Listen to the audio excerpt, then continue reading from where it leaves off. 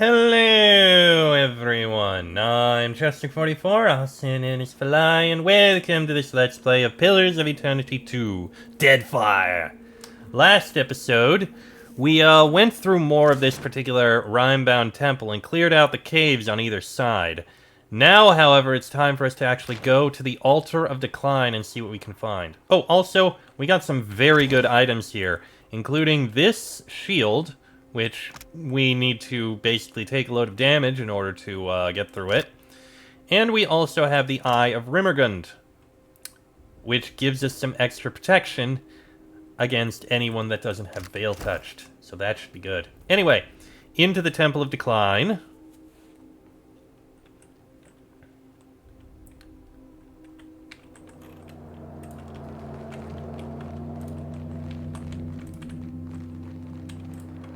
Okay, that's a dead end.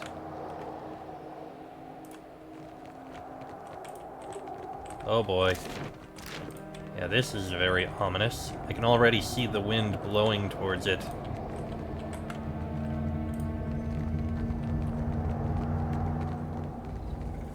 Oh, hello again. There's the Vytmadh. It's pulling the dragon in again?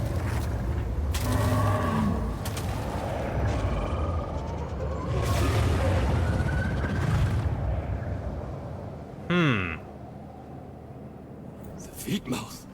It ate the dragon. You see that? It was like something had a hold of its tail. This icy chasm extends to no visible bottom. A little concerning. What are we dealing with? Like, the dragon was there. And now? Why not? What you initially take for yet another frozen corpse appears on closer inspection to be a heavily armored figure encrusted in a jagged layer of cloudy bluish ice. The warrior's upraised hand seems to be reaching out towards something, the fingers splayed wide and grasping. Examine the outstretched hand. I think I am the best at this point. Two of the fingers have been broken from the hand. Based on the hard, sharp edges of what's left, it seems this occurred after the figure froze over. The angle of the joints indicate that the warrior once gripped something tightly, something since removed. Deep scratches in the wrist suggest that someone clawed at the figure long after it froze over, perhaps to remove the absent object. The figure stands straight, shoulders a bit forward, as if against a strong wind. The posture bespeaks a deep resolve in the face of terrifying force. The upraised hand seems to be warding against some threat. Examine the armor. You are our best option here. The breastplate and chain worn by this figure seem significantly more intricate than anything else you've seen since arriving at Harbinger's Watch. Padding and heavy cloth complete the panoply, probably as protection against the cold. Barely visible through the ice, you can make out etchings suggestive of the imagery of Rimmergund, snowflakes, skulls, and, of course, the horned face of the Aurochs. Layered chain and plate, highly adaptable to varying circumstances, often proves popular with those travelers who can afford it. Members of military or religious orders in particular favor wearing armor like this kind with their uniforms and vestments. The set before you appears to be of a style not commonly crafted in the past 2 centuries. Search for the presence of spirits. You open your soul to the presence of other spirits. While a few strands of weak soul energy cling to the frozen figure, you sense no soul present within or near the body. Remove the helmet. The helmet does not appear to be as solidly frozen to the figure as the rest of the armor. A few minutes spent wiggling and tugging at it freeze the helm. You lift it to reveal an elven woman with bluish-white skin and darker blue hair. Her coloration and the heavy epicanthic folds hooding her eyes mark her as Glamfallon. Helm of the White Void.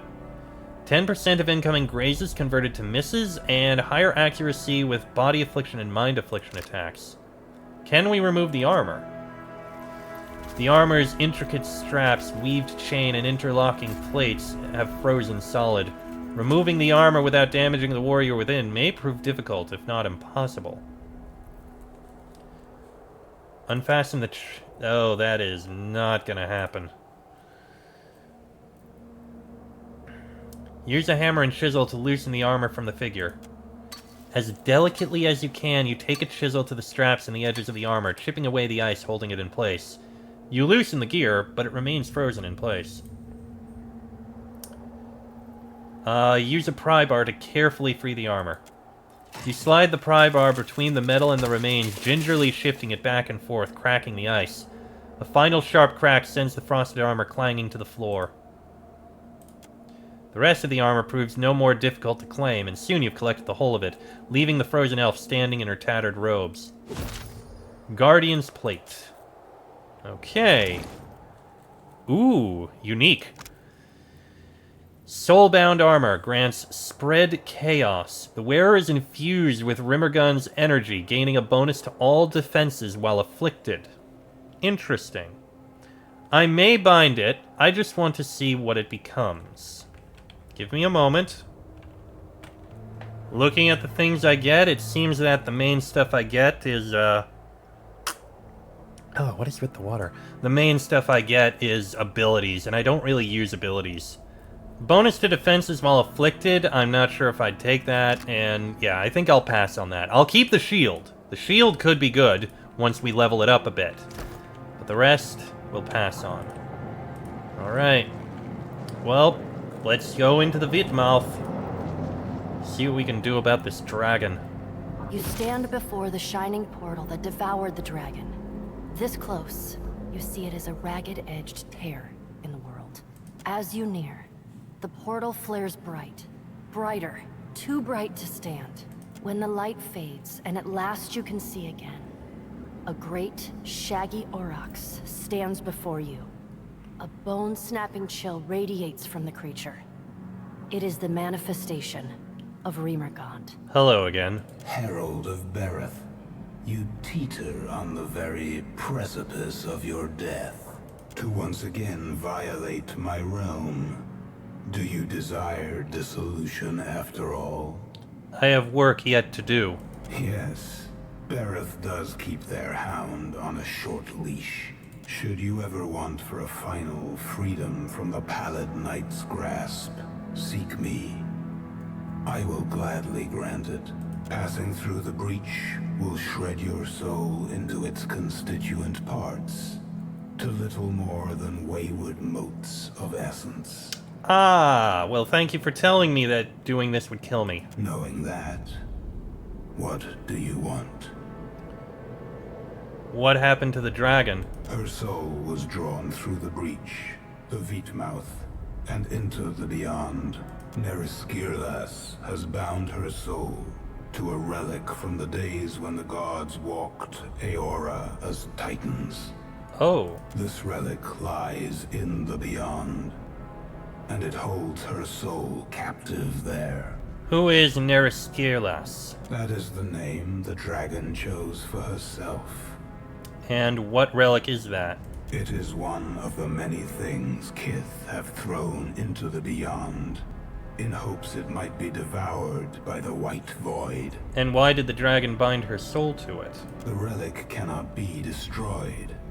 In her ignorance, Neriskirlas hoped that tying her soul to it would save her from death. She is mistaken. True death has not claimed her yet, but it will. It is inevitable. Is that why this iceberg is here? Yes. The iceberg is the natural result of Neriskirlas' desperate attempt to evade death. Every time she escapes from the beyond into the here, she tears the hole a little wider. And so, the chill of my realm spreads. And your cult, the Harbingers, what about them? They have done as Kith always do.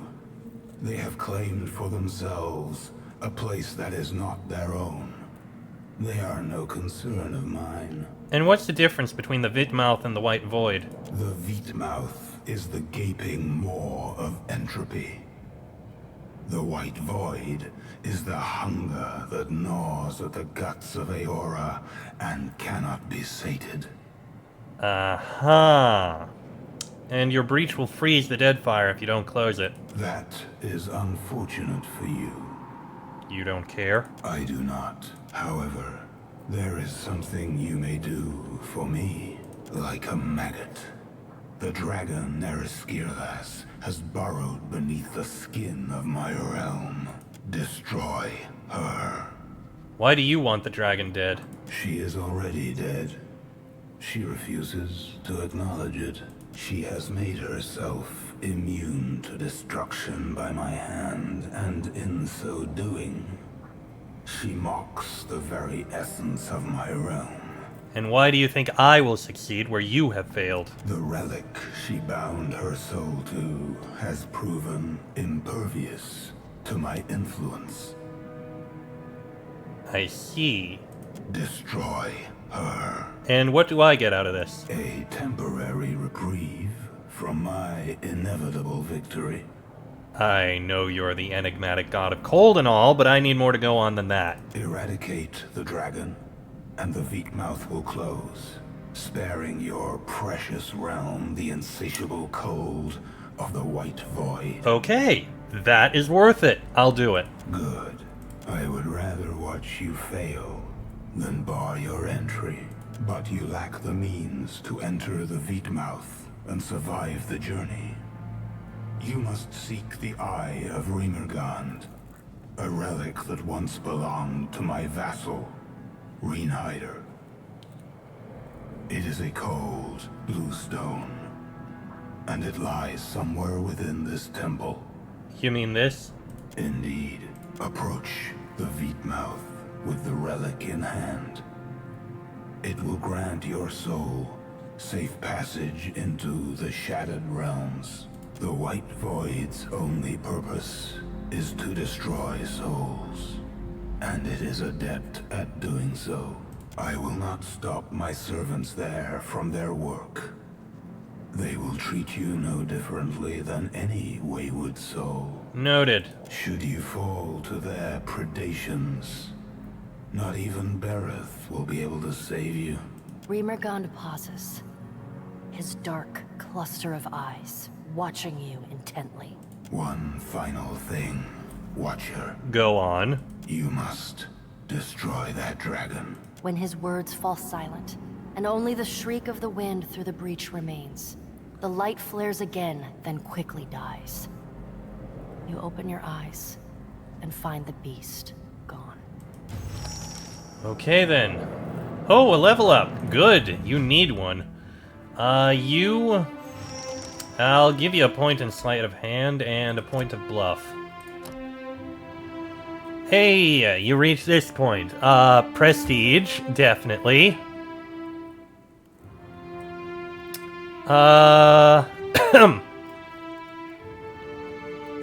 Strike an enemy and then immediately vanish into the shadows, granting invisibility for a brief time.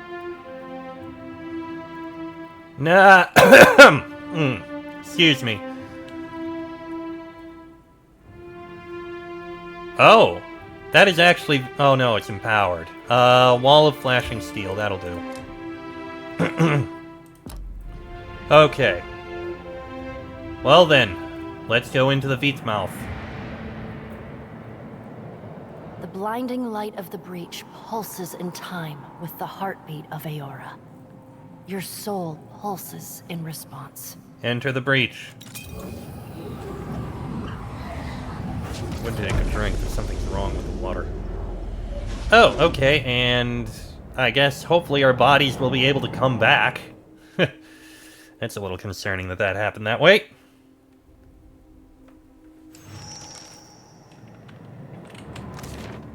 Well, we're here.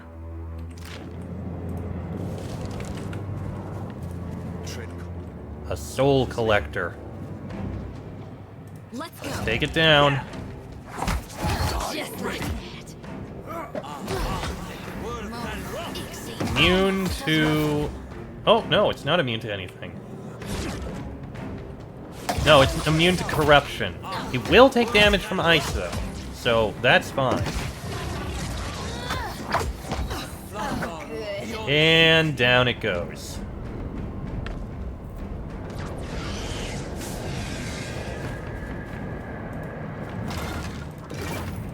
Alright. Let's get on.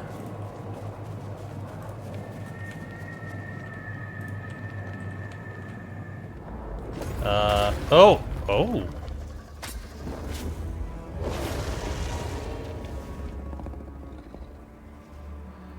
Hello, dragon. You followed me into the abyss? Have you so little respect for the scant years your fragile form affords you? The dragon growls through sword-like teeth, yet the meaning behind the sounds rings within your mind. I know not why the short-sightedness of Kith continues to surprise me. Leave while the option remains, lest you be bound here as I am.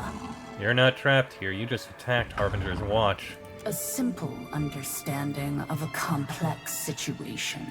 Then help me understand. No, I bear responsibility for neither your enlightenment nor your sophistication. The great reptile's head cranes to the right, turning a glowing eye upon you. A snort flares her nostrils. Descend into the void or do not. I care neither way. But know that within its depths do all things encounter their endings.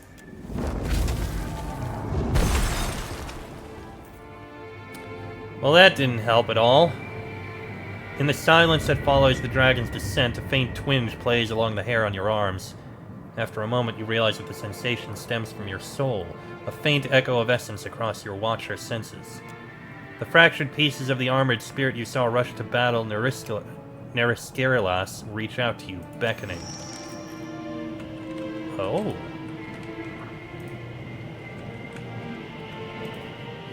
Faintly pulsing strands of soul essence collect here as if seeking one another's comfort. As you reach out to it with your spirit, the broken soul seems to peer back at you.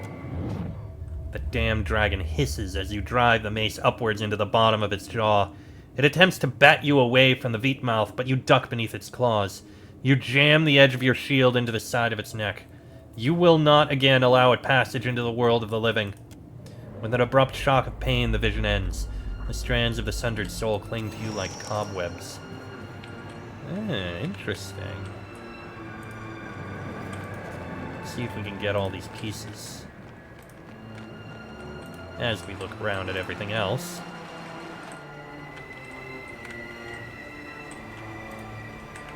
There's another one up there. Can't get over there, interestingly enough.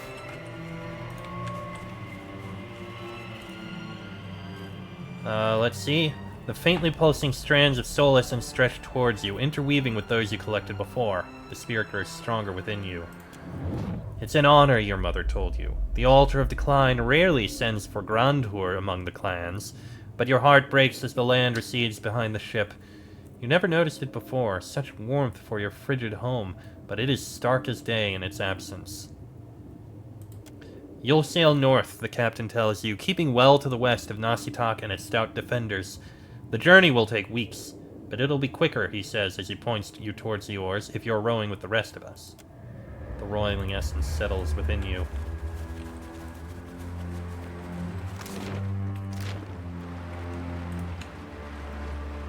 Yeah, there's a lot of flooded areas that we can't get to, it seems.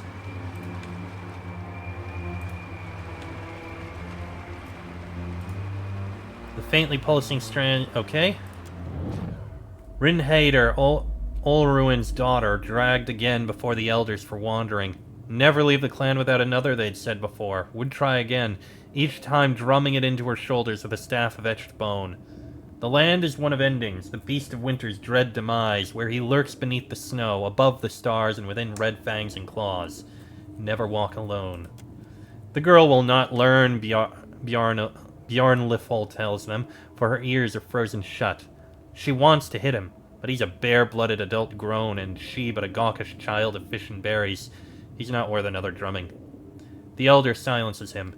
She will learn, the Weisendelf answers, or she will die. Regardless, she belongs to Rimmergund and not to you. The reconstituted soul pulses like a heart.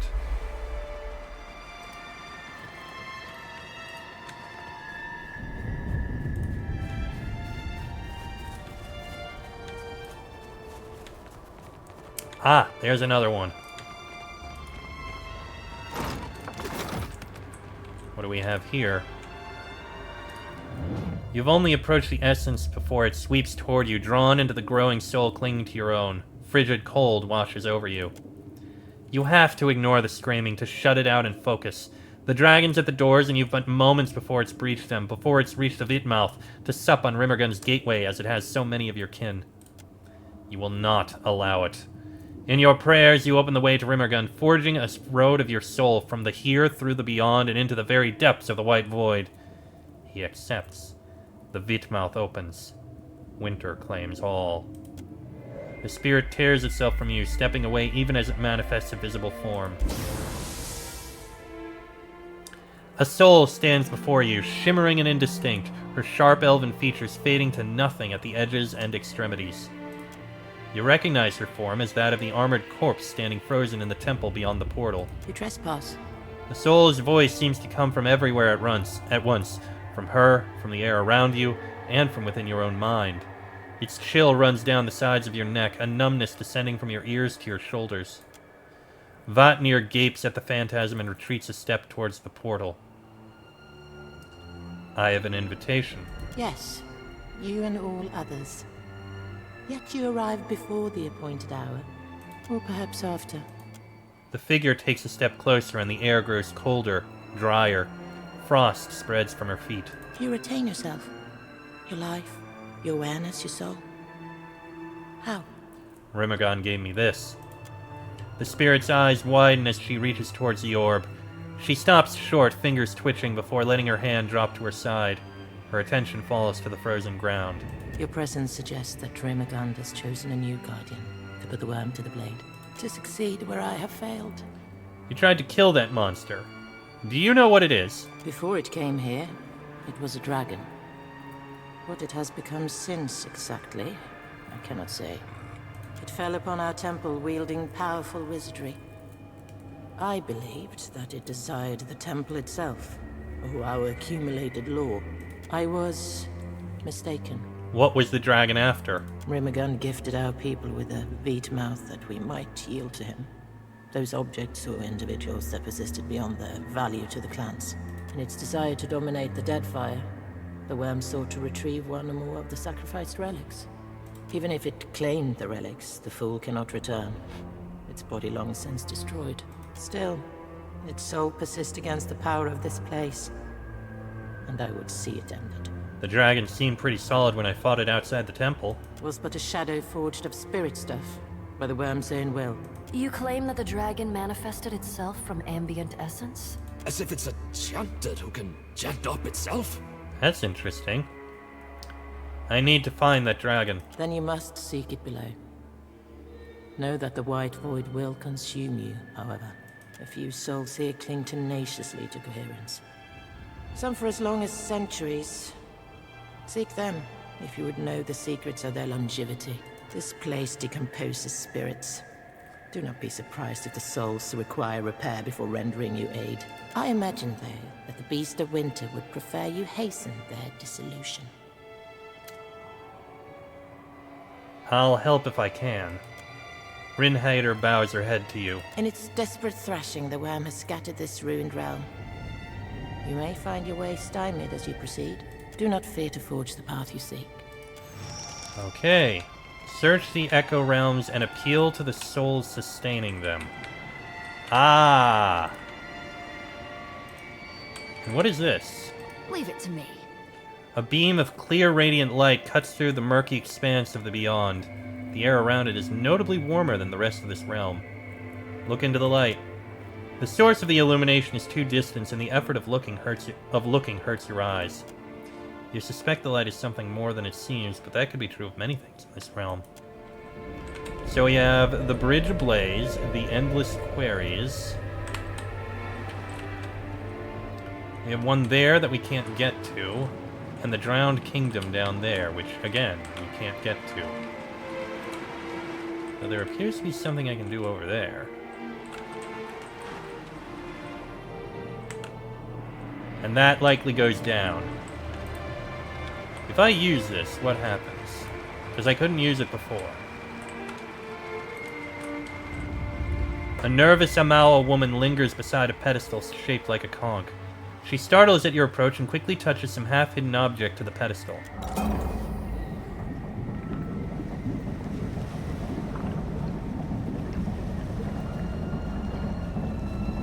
Oh.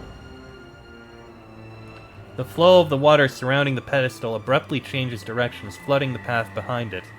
Satisfied the object has done its job, the woman starts toward you with long, determined strides. Small bits of her already incorporeal form seem to flicker in and out of existence, as if she's slowly coming apart. The closer she nears, the faster her body dissolves. An arm's length from you, she opens her mouth to shout, but only a halting babble escapes. You... not... enter... I... keeper... relic... block... waters... Andras... guidance... The spirit lunges forward, arm raised to attack, but the movement seems to be too much for her fragile form, and she dissolves into a cloud of loose essence. Not possible. Shambling soul, eh? Yup, it's down. Hey. And that opened up this path, interestingly.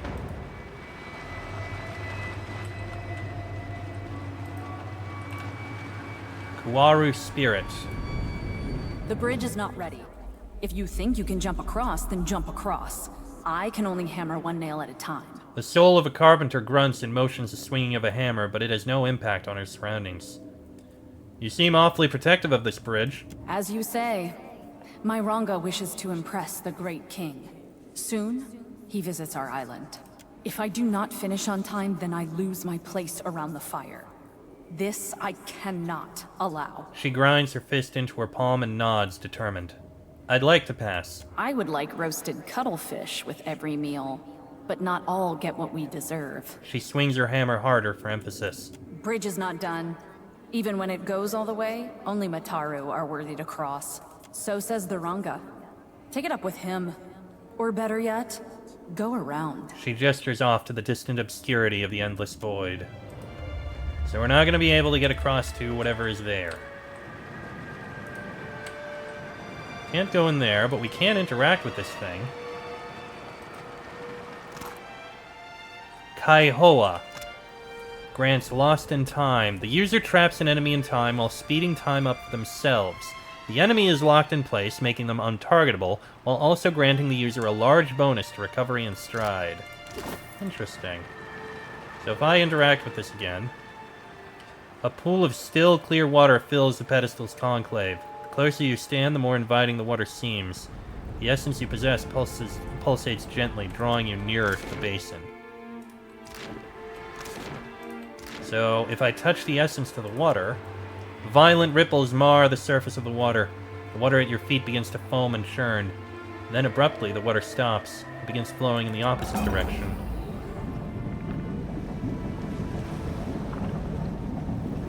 That fills up that, and allows us entrance there. The essence in your hand continues to pull toward the basin of water. Perhaps touching the essence to the water again will reverse the water's flow. You know what? I think I'm going to go ahead and end this episode here. Next episode, we'll take a look in the Drowned Kingdom. Oh, there's another one here. But yeah, next episode we'll take a look in the Drowned Kingdom, and then we'll take a look in these other ones around here. There's a lot to look at. But that'll be in the next episode. So until then, I am Chester44, also known as Fly. That is Laniara, Joti, Idwin, Vatnir, and Aloth. Got him. This has been a Let's Play of Pillars of Eternity 2, Deadfire, and I shall see you all next time.